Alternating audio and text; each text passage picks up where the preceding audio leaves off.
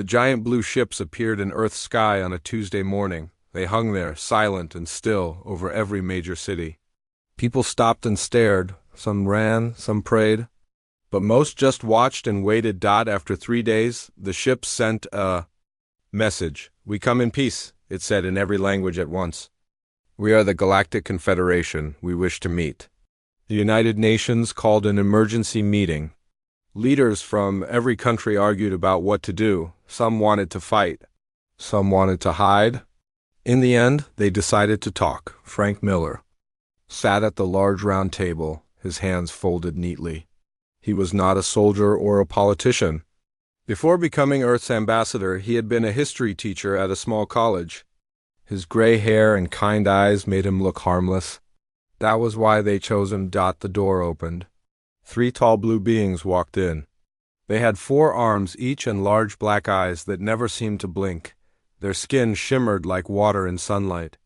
"I am Zextral," said the tallest one, "speaker for the Confederation of 32 Worlds." Its voice sounded like bells and whispers mixed together. Frank stood up and smiled. "I'm Frank Miller. I speak for Earth. We welcome you."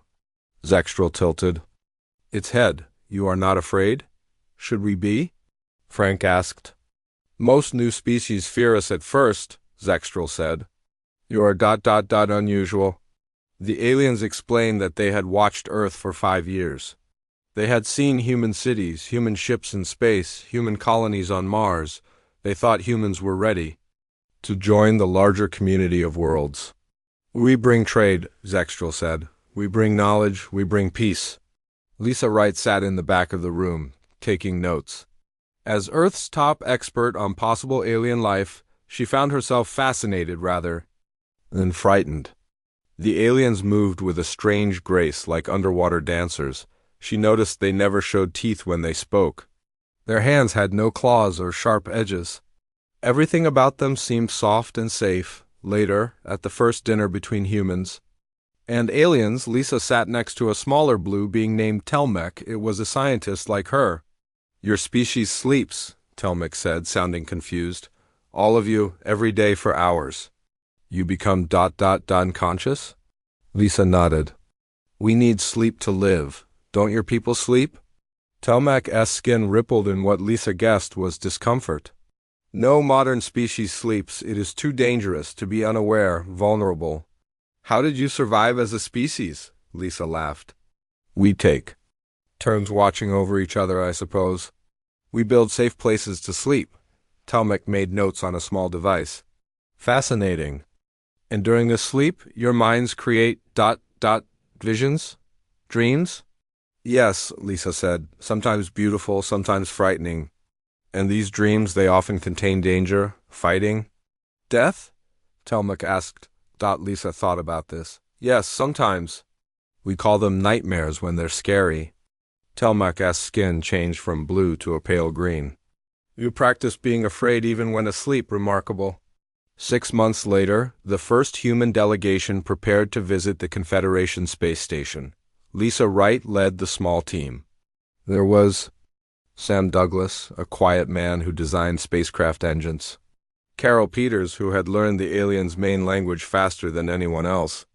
Keith Morgan, who studied plants and wanted to see alien farming techniques. None of them were soldiers. The Confederation had made it clear they did not trust military people. The night before they left Earth, Frank Miller invited them all to dinner. "Remember," he said, raising his glass, "you represent all humanity now. Show them our best side." Sam Douglas nodded. He rarely spoke much. His hands were always busy, though, fixing things or drawing designs on napkins. Tonight he seemed tense. "Something wrong, Sam?" Frank asked. Shrugged. "I'm just nervous, I guess. Space travel always makes me dream about falling." Frank smiled. "Well, try not to sleepwalk on the space station. Might give our new friends a scare." They all laughed, but Lisa noticed how the alien observers in the corner of the room did not join in. Their skin had turned that pale green again. The next morning, as they boarded the alien ship that would take them to the station, Lisa overheard 2 of the blue beings talking quietly. "The report says they are Category 3, harmless omnivores." One said, Are we certain? The other asked. They show many predator traits, sharp teeth, forward-facing eyes, and these dreams of hunting and fighting. The council decided. They are peaceful tool users who happen to evolve from predators long ago. Their violence is in their past.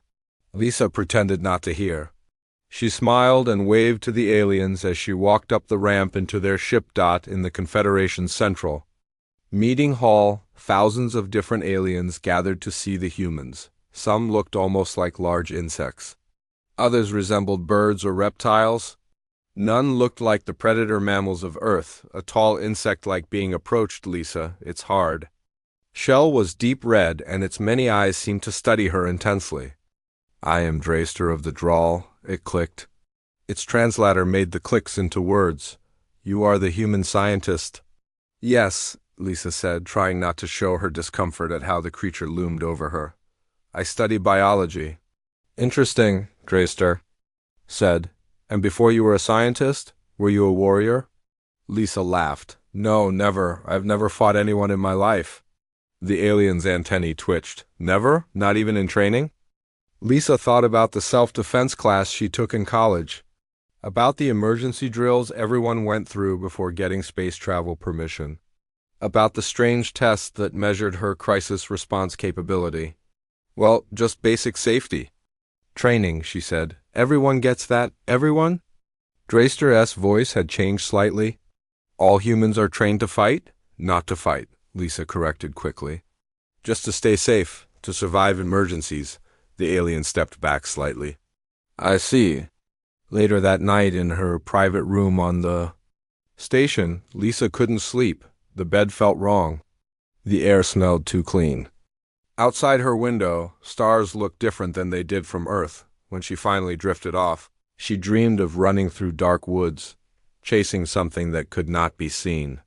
In her dream, she knew exactly what to do, exactly how to move, exactly when to strike. In the monitoring room nearby, Telmuk watched the brain activity patterns of the sleeping humans with growing concern. See these spikes? Telmuk said to a colleague. Their brains are more active in some ways during sleep than when awake. They're practicing what? Asked the other alien. Telmuk's skin turned dark blue, almost black. Everything. 3 months passed on the Confederation space station. The humans settled into their new roles. They learned alien languages, tasted strange foods, and shared Earth knowledge with curious beings from across the galaxy. Lisa Wright spent most of her time in the biology labs. She studied alien life forms and explained human physiology to interested scientists. Every week she sent reports back to Earth about what she learned. Today she frowned at her computer screen. The message from Earth contained warnings. Intelligence agencies had intercepted communications between the Drawl, the insect-like aliens, and their homeworld. The Drawl didn't want humans in the Confederation. They called humans dangerous primitives and unpredictable animals. Bad news? Sam Douglas asked, entering her office. The engineer had bags under his eyes. He still had trouble sleeping on the station. Maybe, Lisa said. Earth thinks some aliens don't like us. Sam sat down. The Drawl, right? I've noticed how they look at us. Lisa nodded. Earth wants us to be careful, but not to worry. The Confederation Council supports us. I'm not so sure. Sam said quietly. Yesterday I heard 2 Vosians talking. They said the Drawl are planning something. He meant the blue aliens who had first contacted Earth. What kind of something? Lisa asked. Sam shrugged. Don't know? But I've worked in enough dangerous places to know when trouble's coming. Lisa looked surprised. Dangerous places? I thought you only worked in research labs. Research labs, mining stations, conflict zones, Sam said, then seemed to catch himself. Just a feeling, anyway. 2 weeks later, the Confederation announced a new project. They would build a deep space research station where humans and aliens would work together to study agriculture. Earth plants might grow on alien worlds. Alien farming methods might help Earth's farms. Dr. Paul Bennett was chosen to lead the human team. He was 55 years old with gray in his beard and a friendly smile. Before becoming a scientist, he had taught history at a university. Now he would run the most distant human outpost ever built. 20 humans went to the new station. 15 aliens joined them. The station orbited a dead star far from any planet. It was small but modern, with labs, living quarters, and huge areas for growing plants. "Welcome to your new home," Paul told the humans on their first day. "We're making history here. First time humans have lived this far from Earth." The only security personnel were Joe Martinez and Diane Kelly, 2 guards from a private company. They carried small stun weapons and looked bored most of the time. Joe spent his free time exercising in the small gym. Diane often fell asleep. During security meetings, Nancy Rivera ran the plant labs. She was young and energetic, always covered in soil from her experiments. Keith Morgan, from the First Contact team, joined her. They worked well together, finding ways to grow Earth tomatoes in alien soil. "These will feed colonies someday," Nancy said proudly. Holding up a perfect red tomato, the station settled into a routine. Days passed peacefully. The humans and friendly aliens shared meals, worked together, and learned from each other. At night, the humans slept while most aliens continued working. Needing little rest, on the 43rd day alarms blared through the station. "Unknown vessels approaching," announced the station's computer voice. 3 ships. "Not responding to?" "Communications." Paul Bennett rushed to the control room. The screens showed 3 red ships moving toward the station.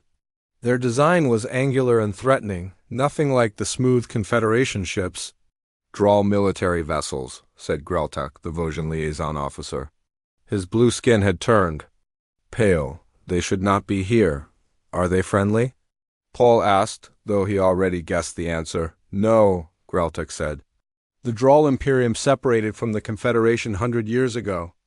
They believe only the strongest should survive." "Can we contact the Confederation for help?"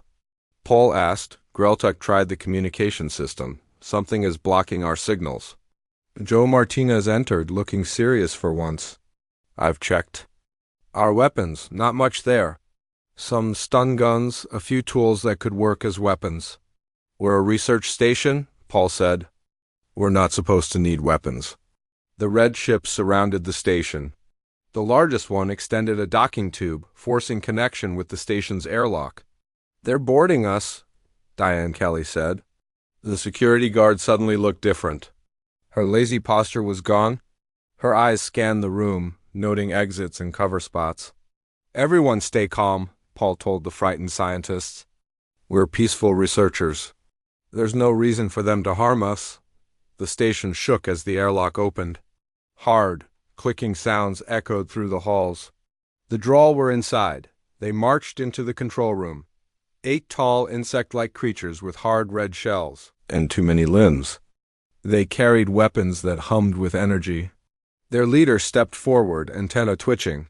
"I am Commander Zriv of the Drawl Imperium," it clicked. "This station is now under our control." "We're a peaceful research facility," Paul said, keeping his voice steady. "We have no quarrel with the Drawl." "You are human," Zriv clicked. "Your species threatens the natural order. You hide your true nature, but the Drawl are not fooled." The Drawl soldiers herded everyone into the main hydroponics bay. Humans and friendly aliens were forced to sit on the floor. Drawl guards watched. Then, with weapons ready, Commander Zriv clicked to his soldiers. "Separate the humans from the aliens." Nancy Rivera looked at the tomato plants around them. Her hand moved slowly toward a shelf of farming tools. Sam Douglas noticed and caught her eye. He made a small hand gesture. "Wait." Nancy frowned but stopped reaching for the tools. How did an engineer know military hand signals, she wondered, and why did she recognize them? "What do they want?" Keith whispered to Sam. "To make a point," Sam whispered back. "They think removing humans from the Confederation will earn them respect." The Drawl commander approached Paul Bennett. "You will send a message to Earth. Tell them the Drawl Imperium demands humans leave Confederation space forever." Paul stood up slowly. "And if we refuse?" The Drawl's mandibles clicked together. "Then we will execute 1 human every hour until..."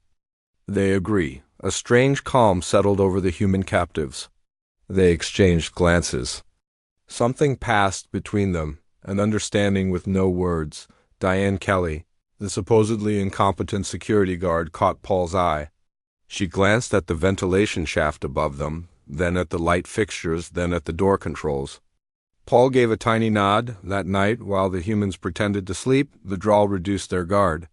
They did not understand human sleep or why it was necessary. They thought it made humans vulnerable. They were wrong. In the monitoring room. Drawl scientists watched the humans' brain activity during sleep. The patterns were strange, organized, purposeful. "Commander," the scientist called, "you should see this." Zriv approached the screen. "What am I looking at?" "Human brain activity during sleep," the scientist explained. "It's like they're planning something." Zriv dismissed this with a wave. "They're unconscious, helpless." The scientist wasn't convinced. "Sir, these patterns suggest," a small sound interrupted them, metal against metal. "Somewhere in the ventilation system?" "What was that?" Zriv demanded. By then, it was already too late. Eric Peterson had worked as a maintenance technician on Earth space stations for 15 years.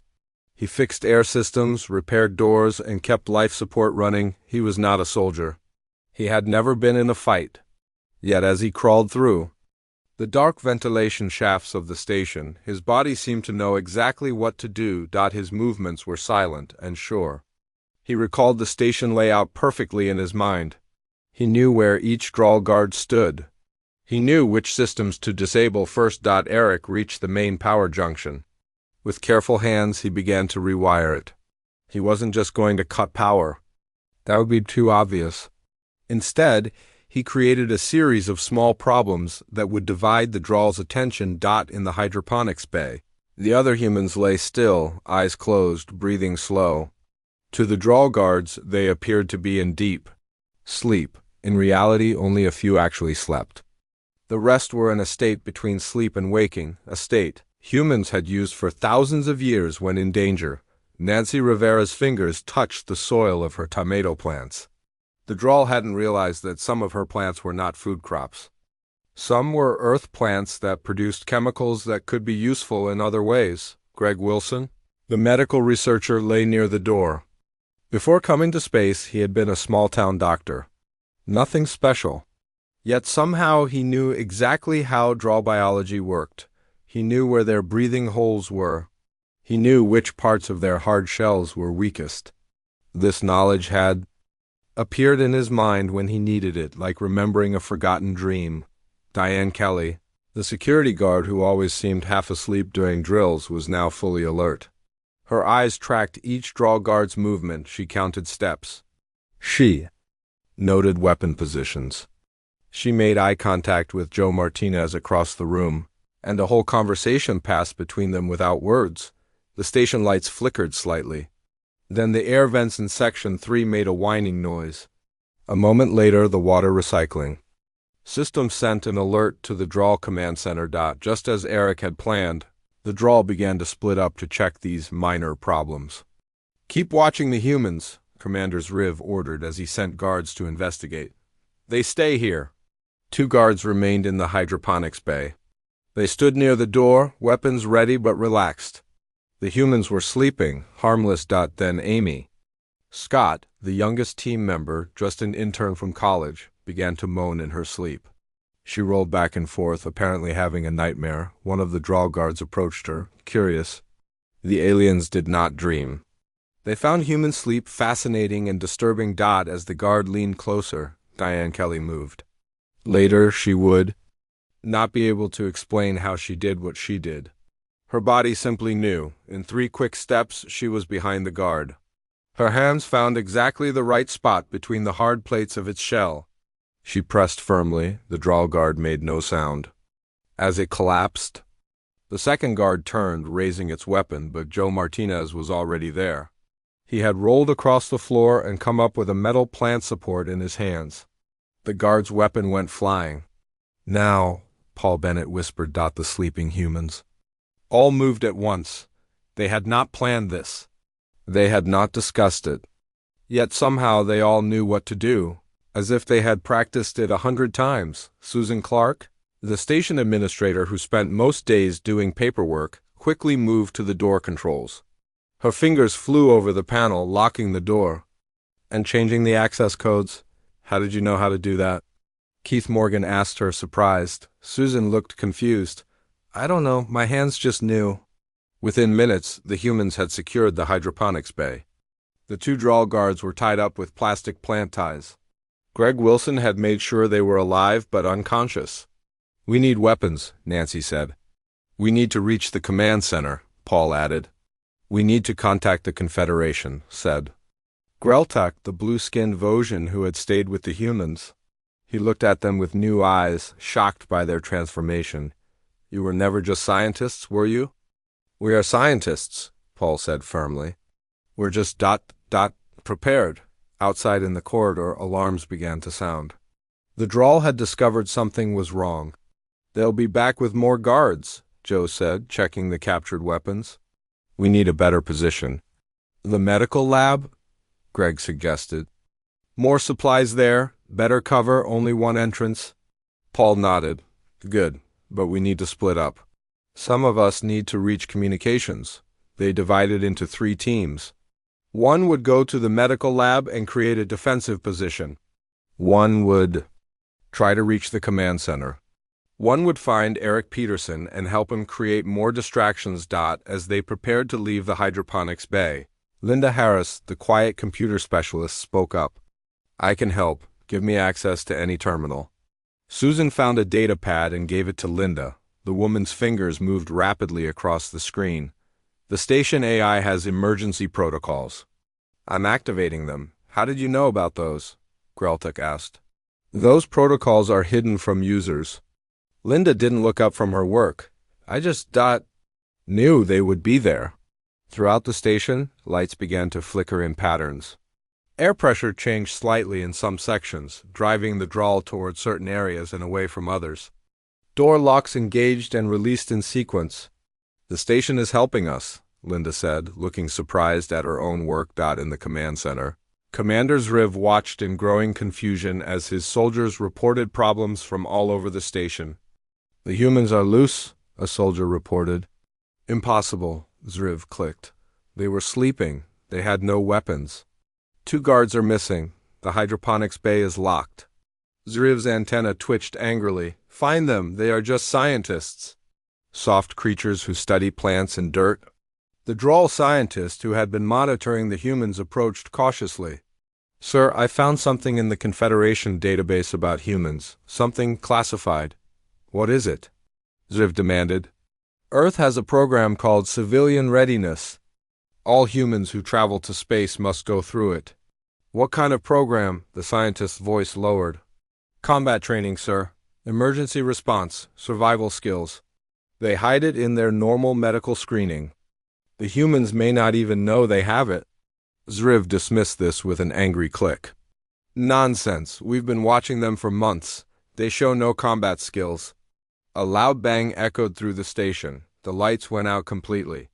When the emergency lights came on seconds later, they were dim and red dot in this red light. Joe Martinez moved silently down a corridor. He had been a corporate security guard for 5 years. Before that, he had worked as a fitness trainer. He had never seen combat, yet now, as he stalked through the shadows, weapon ready, breathing controlled, he moved like a predator. His mind was clear, his senses sharp. He felt no fear, only focused attention. Around a corner, 3 drawl soldiers searched a storage room. Joe watched them, calculating angles and timing. He waited for the perfect moment, then moved. 30 seconds later, he had 3 more weapons and the soldiers were unconscious. Joe looked down at his hands, surprised by his own actions. What am I? He whispered to himself. In another part of the station, Eric Peterson met up with Nancy Rivera. Together they worked to create a special gas from her plant chemicals and the station's air system. This won't hurt them, Nancy explained as she mixed solutions. It will just affect their senses. Make it hard for them to see us. How do you know this will work on drawl biology? Eric asked. Nancy paused, looking confused. I don't know how I know. I just do. The gas began to flow through selected parts of the station. The Drawl soldiers found their compound eyes filling with moisture, their antennae losing sensitivity. Meanwhile, in the Confederation fleet headquarters, light years away, an urgent message finally broke through the Drawl jamming. Signal. Human research station under attack by Drawl forces, the message read, requesting immediate assistance. The Confederation Council met in emergency session. The main question on everyone's mind, what would they find when they arrived at the station? Greltak sat alone in the small storage room, his blue skin now pale with worry.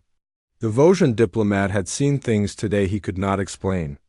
The gentle human scientists he had worked with for months had changed into something else. Something dangerous. He pulled out his personal data pad, which the humans had allowed him to keep. With shaking hands, he entered his special access code. As a Confederation liaison, he had access to classified files that normal scientists did not. Computer, he whispered. Search for human military capability. The screen flashed a warning. Restricted information. Greltak entered another code, higher level. The screen changed. What he read made his skin turn almost white. Meanwhile, in the medical lab, the humans had created a secure area. Greg Wilson, the doctor, treated minor injuries while others watched the doors and hallways. We control about half the station now, Paul Bennett said, looking at a map Linda had pulled up on a screen. The Drawl still hold the command center and the engine room. Their communications are still jammed, Linda added. But I sent out an emergency signal through the backup system. The Confederation should know we're in trouble. How long until help comes? Mancy asked. At least 10 hours, Paul said. Maybe longer. Gary Thompson, who had been a high school sports coach on Earth, studied the station map closely. We need to take the command center, cut the head off the snake. Everyone looked at him, surprised by his words and tone. Gary blinked, looking confused. Himself. I mean, that would solve our problem fastest, right? Paul nodded slowly. You're right, but how? They have more weapons and soldiers there. Distraction, said Bill Johnson, who normally worked in the station's kitchen. Draw most of them away, then hit the center with a small team. Again, everyone stared. Bill had never said much before. He spent his days cooking meals and keeping the kitchen clean. What? Bill asked. It makes sense, doesn't it? In the command center, Commander Zriv received increasingly strange reports from his soldiers. 3 more guards missing in Section 4. Strange gas in the air vents affecting our vision. Station computers no longer respond to our commands. The humans have weapons now, our weapons. Zriv slammed his hard claw against a control panel. How is this possible? They are researchers? Scientists? They were sleeping when we arrived? The Drawl scientist approached again, this time with more information on his screen. Sir, I found more data on humans. Their history ... I don't care about their history, Zriv clicked angrily. You should, sir, the scientist insisted. Humans evolved as pack-hunting predators. For most of their history, all humans were warriors. When needed, their civilization is built on constant warfare. That means nothing, Zriv said. The Confederation has many species with violent pasts. They evolved beyond it. Humans haven't, sir, the scientist said quietly. They've only hidden it. Look at this. The screen showed information about Earth's space program. Every human who traveled to space went through special screening. Part of this screening included what humans called emergency training. This is not just emergency training, the scientist explained. It's combat conditioning. They use their sleep cycles to embed the training. The humans don't even know they have it until they need it. Zriv's antenna twitched. Are you saying all humans are secret warriors? I'm saying all humans can become warriors when threatened, the scientist replied. It's in their nature. It's in their sleep. The Confederation knew this. They classified the information.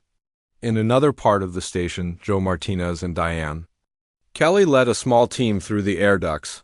They moved silently, following Eric's directions through the station's maintenance pathways. Almost at the command center, Eric's voice said through a small communicator. There are 8 Drawl inside, all armed. Copy that, Joe replied quietly. He looked at the others with him, Bill from the kitchen, Amy the young intern, and Mary Wilson, who worked in hydroponics. None of them should know how to fight. Yet as he watched them check their captured weapons with professional ease, Joe felt a chill. They all moved like soldiers now. "Ready?" he asked. They nodded, eyes clear and focused. At that exact moment, on the other side of the station, the distraction. Team put their plan into action. Gary Thompson and a group of 5 other humans made a lot of noise, firing captured weapons and shouting as they attacked a minor drawl position. The drawl responded exactly as expected, calling for reinforcements to deal with the threat. Soldiers rushed from various positions, including 4 from the command center. "Now," Joe whispered into his communicator. In 3 different air ducts leading to the command center, the humans removed vent covers and prepared to enter. 3. They counted 2, 1. They dropped into the command center from 3 directions at once. The remaining drawl guards turned, surprised, but they were too slow. Within 20 seconds, it was over. The command center belonged to the humans. Commander Zriv was captured alive. Joe made sure no one harmed him. "We're not killers," he told the others. "We're defending ourselves, that's all." Zriv looked at the humans with his compound eyes. "What are you?"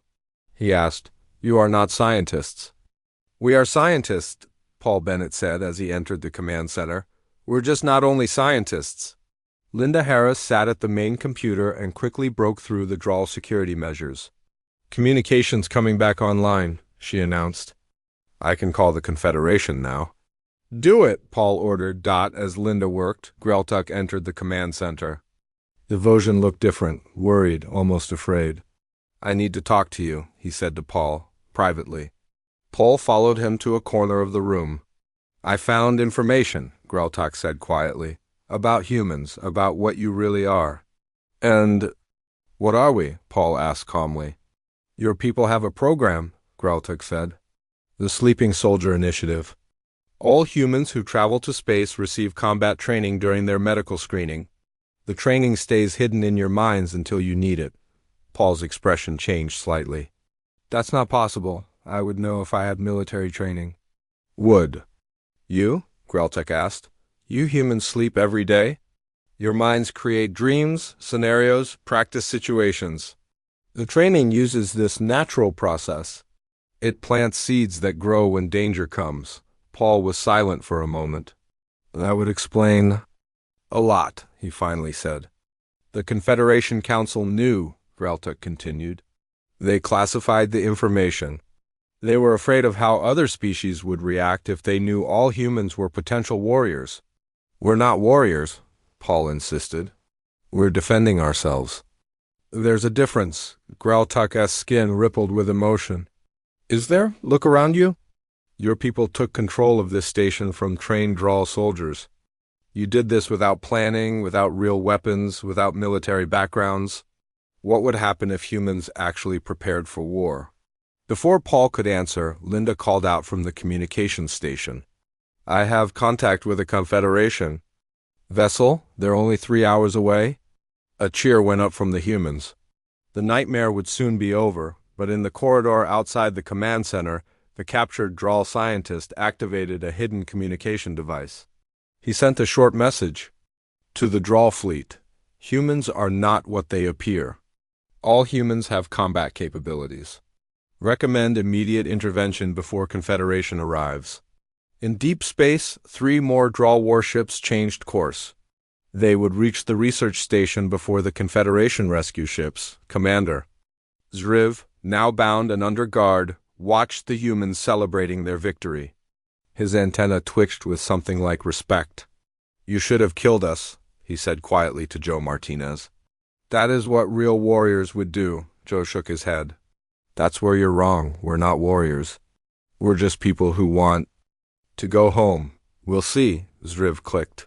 "We'll see what you really are when the rest of my fleet arrives." Joe's expression changed. "What did you say?" At that moment, the station's sensors began to beep urgently. Linda turned to the screen, her face going pale. 3 more drawl warships approaching," she announced. "They'll be here in less than 2 hours." The brief celebration ended. The humans looked at each other, their faces now serious and determined. "So," Paul Bennett said calmly, "we're not done yet." Paul Bennett stood in the command center, looking at the worried faces around him.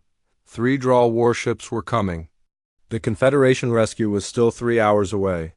They needed to survive for 1 more hour after the Drawl arrived. Options? Paul asked simply. "We could try to run," Linda suggested. "The station has emergency shuttles," Joe shook his head. "Too slow. They would catch us easily." "We fight," Diane said firmly. "We've done well so far." "Against a boarding party," Greg pointed out. "Warships are different. They could just destroy the station from a distance." Paul walked to the large window that looked out into space. He had been a history teacher before becoming a scientist. Now, as he considered their situation, he remembered ancient battles where small forces had defeated much larger ones. "They won't destroy the station," he said suddenly. "They want to capture us. To prove to the Confederation that humans are dangerous." "How does that help us?" Nancy asked. "It means they'll board us again," Paul explained. "They'll want to take us alive if possible." The humans looked at each other. A silent understanding passed between them. "We need to prepare," Paul continued. "If we can't run and we can't win a direct fight, we need to control how and where the fight happens." For the next hour, the humans worked with perfect coordination. They moved through the station, preparing defenses and traps. Greg and Nancy mixed chemicals from the labs to create smoke and gases that would confuse Drawl senses. Linda programmed the station systems to respond to specific commands. Eric and his team rigged doors and passages to close or open when needed. No one questioned how they knew what to do. They simply worked, their hands and minds somehow knowing the best ways to defend their position. As they worked, Greltuk watched with growing amazement. The Vosjan had never seen anything like it. These people had been administrators, doctors, cooks, and gardeners just days ago. Now they moved and thought like veteran soldiers.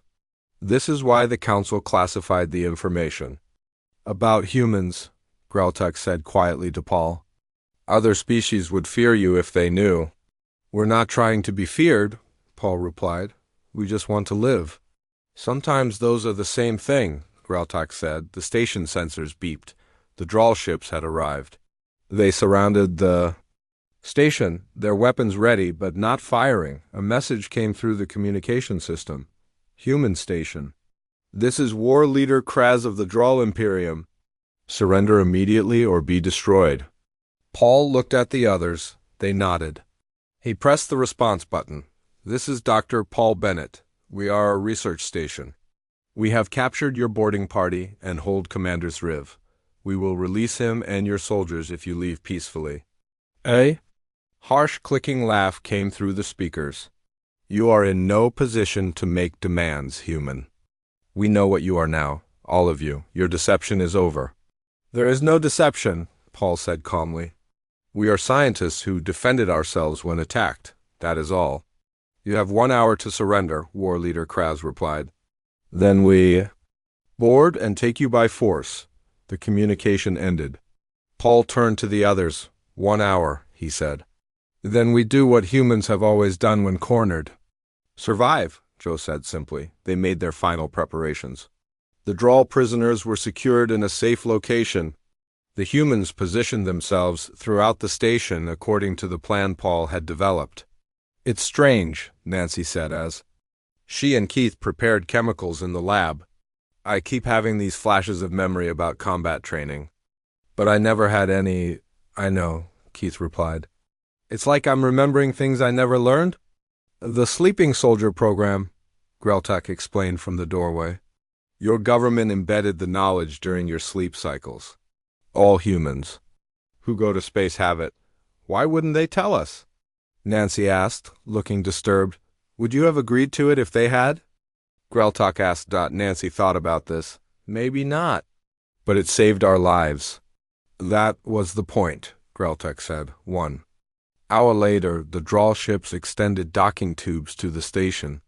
Just as Paul had predicted, they wanted to capture, not destroy. "Everyone ready?" Paul asked through the communication system. Affirmative responses came from throughout the station. Remember, Paul said, we're not soldiers. We're just trying to survive until help arrives. 2 hours, that's all we need. The station shook as the drawl forced the airlocks open. Heavily armed soldiers poured in, at least 3 times as many as the first attack. But this time, the humans were ready. As the first group of drawl entered the main corridor, Linda activated her program. Lights flashed in patterns designed to confuse the drawl's compound eyes. Sounds played at frequencies that disturbed their sensitive antennae.